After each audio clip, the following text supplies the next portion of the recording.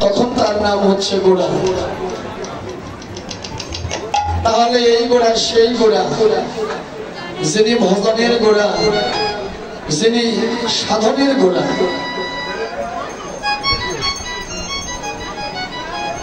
এই গোড়া সেই গোড়া যিনি সাধনের গোড়া, ভজনের গোড়া। তাহলে ভজতে হলে গোড়ায় ভজ, ভজতে হলে গোড়ায় ভজ। আর গোড়ায় না ভজলে কৃষ্ণ ভজন পরিপূর্ণ হবে না। তাই একটি হলো জড়ীয় জগতের সোনা, আর একটি অপ্রাকৃত জগতের সোনা। জড়ীয় জগতের সোনা অঙ্গে পরিধান করলে জীবের অহংকার বাড়ে। অপ্রাকৃত জগতের গৌর সোনা যদি একবার কেউ হৃদয়ে ধারণ করে, চিরকালের মতো তার হৃদয় থেকে সকল অহংকার দূরীভূত হয়।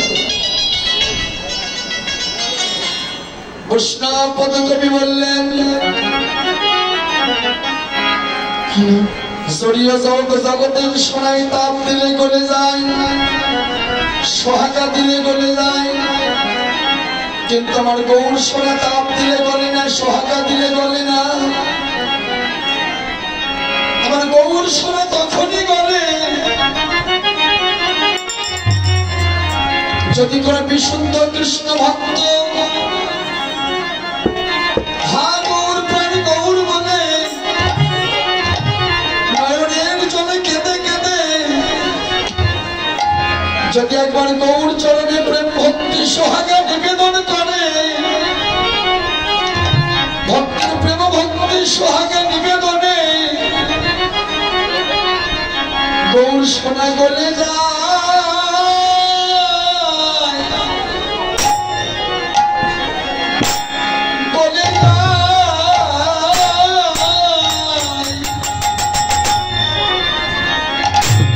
আমার গৌর সোনা গলে যায়,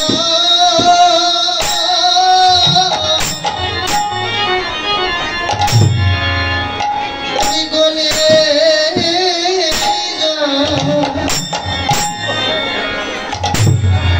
গৌর সোনা গলে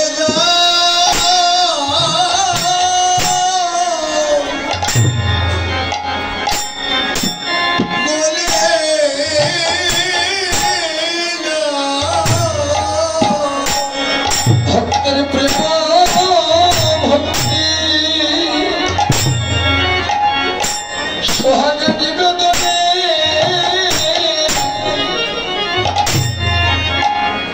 গৌর সোনা গলে যায়,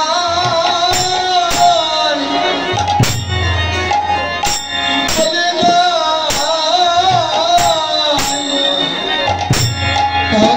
প্রিয় ভগনীতি সোহাগা নিবেদনে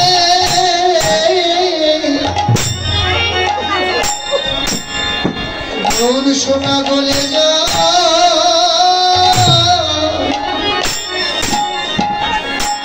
গলে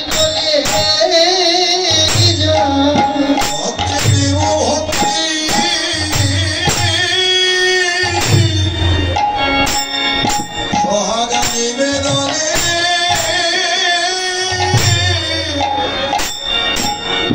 গৌর সোনা গলে যায়।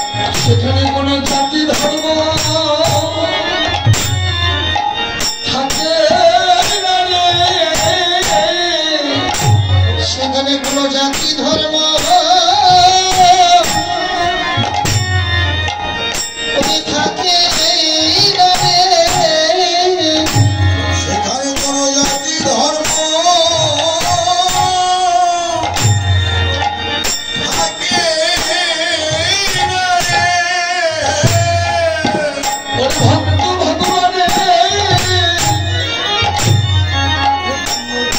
মহামিলনে সেখানে ভক্ত ভগবানের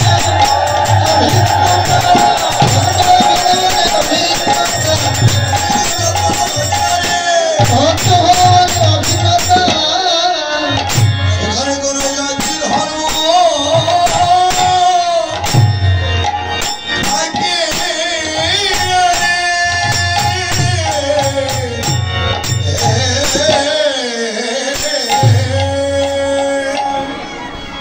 ভক্ত ভগবানের মহামিলনে সেখানে ভক্ত ভগবান অভিন্নতা। কে ভগবান আর কি ভক্ত এখানে কোনো পরিচয় নাই। কে ধনী কে দরিদ্র কে কাঙ্গাল কে ভিখারি আজকে এখানে কোনো পার্থক্য নাই, উঁচু নিচু বিভেদ প্রভেদ নাই। আজকে সবাই যেন একাকার হয়ে গেছে। আজকে মহাপ্রভুর হরিনামের প্রেম বন্যায় সব আজ একাকার হয়ে গেছে। যখন বন্যা আসে তখন জলের কোনো বিচার থাকে না, কোনটা সূচি কোনটা অসুচি, কোনটা পবিত্র কোনটা অপবিত্র, সমস্ত জল এক হয়ে যায়। ওখানে জলের কোনো পার্থক্য থাকে না, জলের কোনো সূচি অসুচি থাকে না। তাহলে এই যে গৌর সোনা, গৌর সোনাটা কি গো? একমাত্র যিনি গোড়া, তাহলে গোড়াটা কি? গুরু গৌরাঙ্গ দিভুজন। এই সূর্য পূজা অর্থাৎ ব্রহ্মের উপাসনা, ব্রহ্মের আরাধনাকে সূর্য পূজা বলা হয়। যিনি আত্মরক্ষাকারী, যিনি পিতৃসত্তাকে রক্ষা করতে পারে, তার সূর্য পূজা হয়ে গেছে।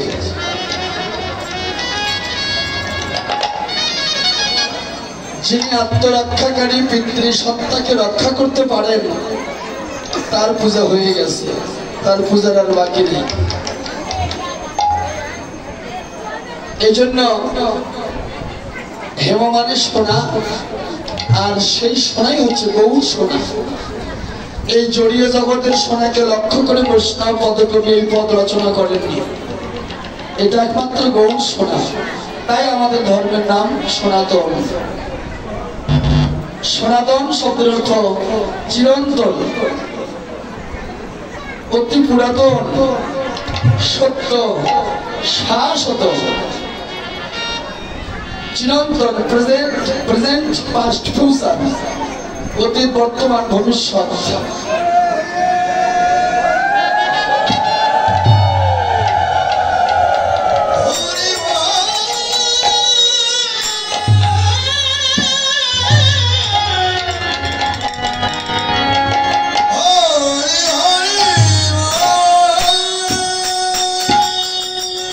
তাহলে অতীত বর্তমান ভবিষ্যৎ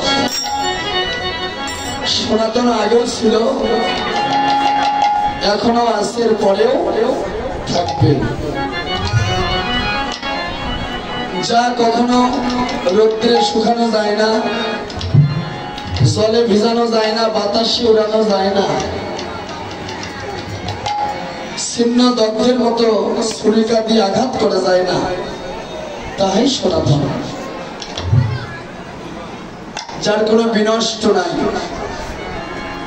সোনা যদি সারা জীবন মাটির নিচে রাখেন, সোনা সোনাই থাকবে, সোনা কোনোদিন নষ্ট হবে না। তাই কৃষ্ণ সূর্য সম, মায়া হয় অন্ধকার। যেখানে কৃষ্ণ সেখানে নাই মায়ার অধিকার। তাহলে কৃষ্ণ হচ্ছে সূর্য সম, আর মায়া হচ্ছে অন্ধকার। এই জন্য বললেন কাম লৌহ সম, প্রেম নির্মল ভাস্কর। কামটা হচ্ছে লোহার মতো, যা নষ্ট হয়। প্রেম কখনো নষ্ট হয় না। এটা নির্মল ভাস্কর। এই জন্য এমন এক শ্রী গৌরাঙ্গের অভিন্ন মূর্তি নদিয়ায় যত জগজনক ছিল, আজকে আপনারাই আমার শ্রী গৌরাঙ্গের লীলাপার্শ্বদ। সমস্ত ভক্তগণ আজ গৌরীর অভিন্ন মূর্তি দর্শন করছে। এমন এক ভাবনার অমৃত সর্বাঙ্গী যেন কৃষ্ণ বিলাস সবাই দর্শন করছে। বৈষ্ণব পদকবি লিখলেন, ওরে পীড়িত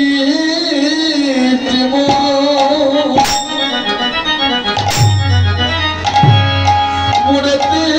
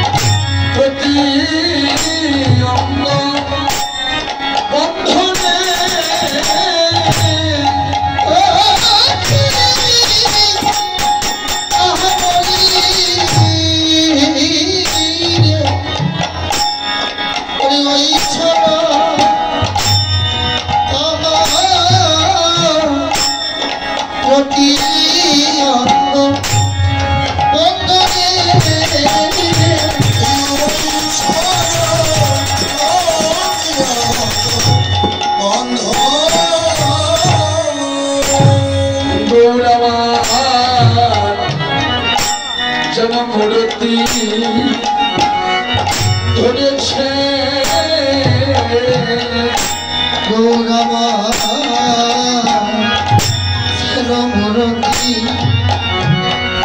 ধরেছে যেন মূর্তি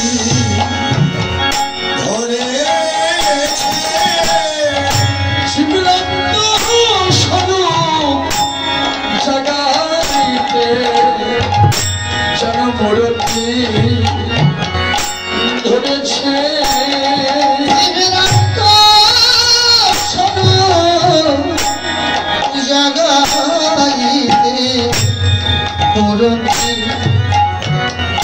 ধরেছে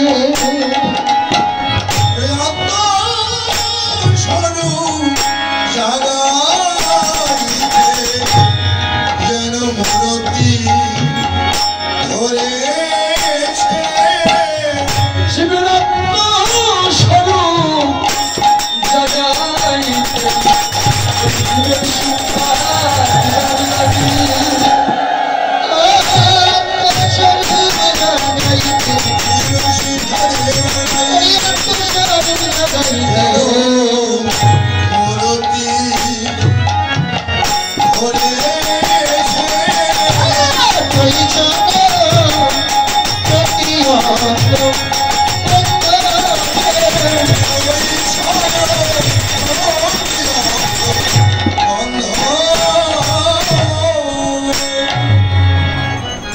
মূর্তি গিয়ে রূপসার ধরো ওই ছন প্রতি অঙ্গ বন্ধ। এখানে চণ্ডীদাস একজন বড় বৈষ্ণব কবি ছিলেন, তিনি ব্যাখ্যা করলেন, নয়নে নয়নে বান বরিশনে তাহাতে জন্মে পি বদনে বদনে অর্থাৎ অধরে অধরে কৃষ্ণ প্রেম আলাপনে তাহাতে জন্মেরি হিয়াই হিয়াই ভক্ত ভগবানের মহামিলনে তাহাতে জন্মেতি। এই তিনটি মিলে হচ্ছে প্রীতি। তাই একটা প্রেম আর একটা প্রীতি। তো প্রীতিটা হচ্ছে মাখামাখি, প্রেমটা কেমন, যে পরমের সান্নিধ্য লাভ করবে। কিন্তু জীব যে পরমের সান্নিধ্য লাভ করবে, মাঝখানে যদি জীবের বিরহ না থাকে, বিরহ যদি বিচ্ছেদ না থাকে, যদি অনুতাপ না থাকে, যদি অনুভব না থাকে, অনুশোচনা না থাকে, তাহলে জীব পরমের সান্নিধ্য লাভ করতে পারে না।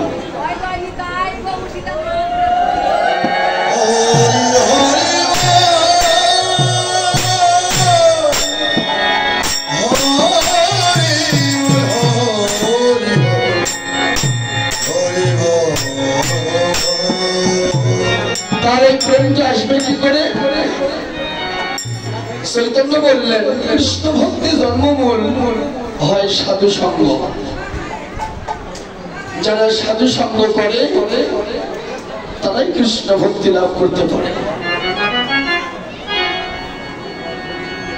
তাই সাধু সঙ্গ সর্বশাস্ত্রে কয় সাধু সঙ্গ লাভ মাত্র সর্বসিদ্ধি হয়। সাধু সঙ্গ করলে, সাধুর করুণা হলে আর আপনার কিছু বাকি থাকবে না। এই জন্য সাধুর দর্শনে যায় মনের ময়লা, পরশ হয় প্রেম তরঙ্গ, ভজরে মন আনন্দের গৌরাঙ্গ। বৈষ্ণব পদকবি বললেন সাধুর দর্শনেই যদি মনের ময়লা দূরীভূত হয়, তাহলে পরশে না জানি আরো কি হতে পারে।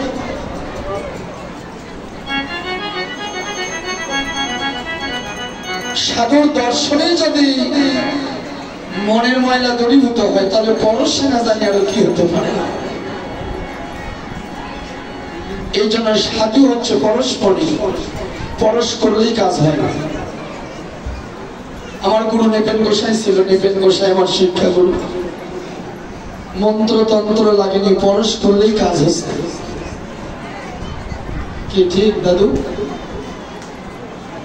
পরশ করলেই কাজ হয়েছে। আমার গুরু শিক্ষা গুরু নিপেন গোসাই, আমার শিক্ষা গুরু উনি। মন্ত্র তন্ত্র জল পড়া তেল পড়া লাগেনি, পরশ করলেই কাজ হয়ে যায়।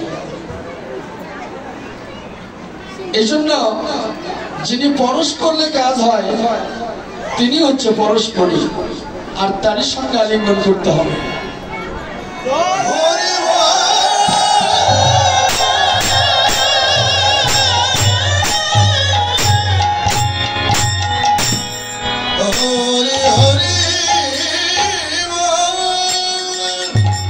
তাই এক রস প্রতিবাদে আর এক রস বইছে নদী, আর এক রস নৃত্য করে নিত্য রসে আমার শ্রী গৌরাঙ্গ, ভজরে মন আনন্দের গৌরাঙ্গ। কত মধুর কথা। তাহলে এই যে প্রীতি, ভক্ত ভগবানের যে মিলন, ভক্ত ভগবানের যে সন্ধিক্ষণ, একাত্মতা, এটাই হচ্ছে প্রীতি। জীবাত্মা পরমাত্মার মিলন, ভক্ত ভগবানের মিলন, গুরু গোবিন্দের মিলন, এটাই হচ্ছে প্রীতি। রাধা কৃষ্ণের মিলন, গোপী কৃষ্ণের মিলন, এটাই হচ্ছে প্রীতি, অন্য কিছু না, এটাই প্রীতি। তাহলে জীব কি করে পরমের সান্নিধ্য লাভ করবে? এখানে প্রীতির প্রয়োজন আছে। যতক্ষণ পর্যন্ত ভগবানের সাথে মাখামাখি না হতে পেরেছে, যদি আপনার দূরত্ব থাকে, ডিস্টেন্স থাকে ভগবানের সাথে, তাহলে তো প্রীতি হবে না, একাত্মতা হতে হবে। তাহলে ভগবানকে তো আমরা কেউ দেখিনি, দেখেছি বাবা, তাহলে কি করতে হবে? আজকে আমরা এসেছি সাধুগুরু বৈষ্ণবের ধামে। আজকে আমাদের দয়াল বাবা শ্রদ্ধেয় বাবু শ্রীযুক্ত হরিদাস দাদা আজকে চাঁদের বাজার লাগিয়েছে, এই সাধুর বাজার লাগিয়েছে। যদি কোন সাধারণ মানুষ যদি কোন সাধুগুরু বৈষ্ণবের সাথে মাখামাখি হতে পারে, ভগবানকে আমরা কেউ দেখিনি, তাই আজকে সাধুর বাজারে এসেছি আমরা। এই সাধুগুরু বৈষ্ণবের সাথে যদি মাখামাখি হতে পারে তাহলে গোবিন্দের কৃপা হবে।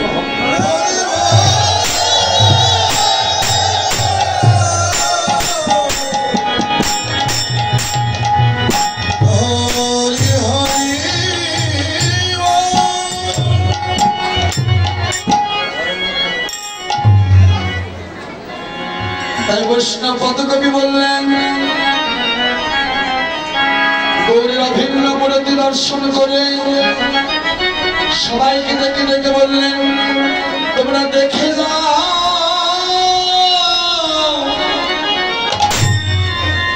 দেখে যাও,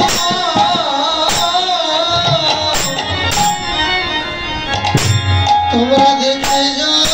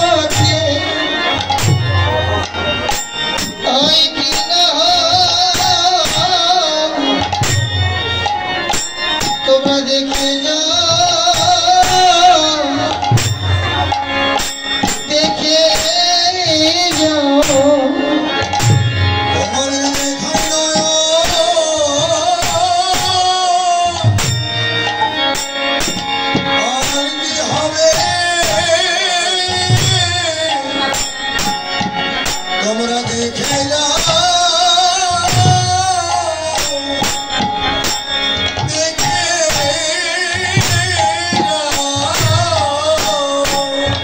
যার ভাগ্যে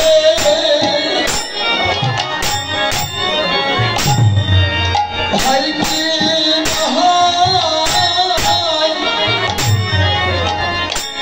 একবার এসে দেখে যা দেখে যা তবে দেখার ভাগ্যে হয় কি না তোমরা দেখতে যাও দেখে যাও বলি মহাভাবে স্বরূপ খালি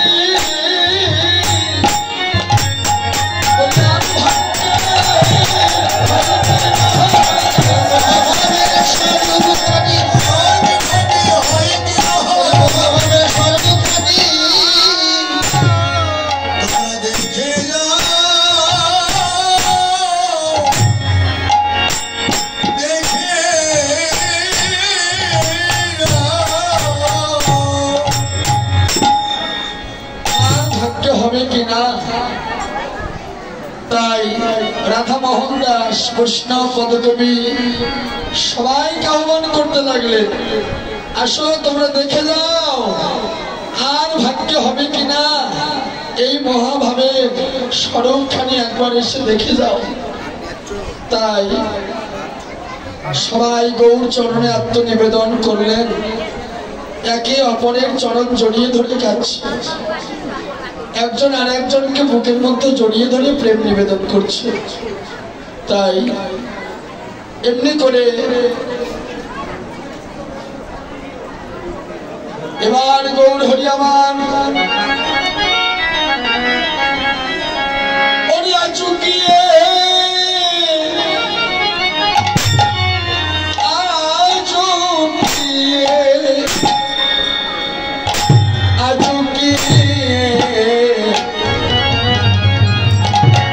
নবদ্বীপ চন্দ ওকি হরি রে আজুকি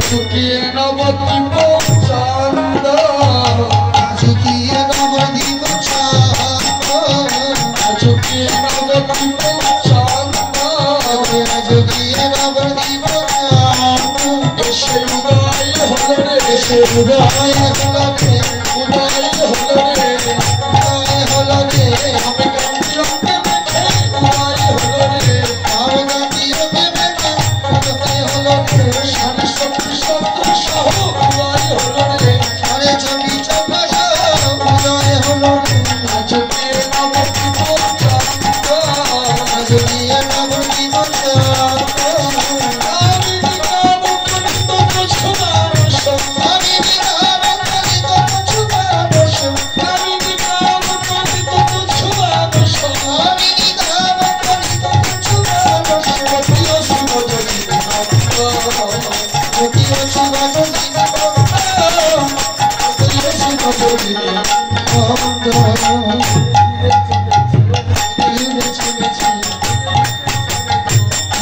দূরে চলে গো যেন ভাবের গতি বুঝে গো হেলে দূরে চলে গো ভাবের গতি বুঝে গো ধীরে ধীরে চলে গো যদিও ছিল যদি বলতো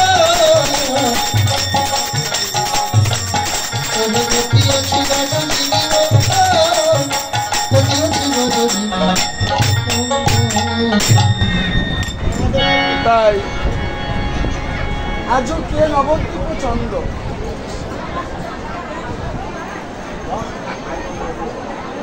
চন্দ্র মানে চাঁদ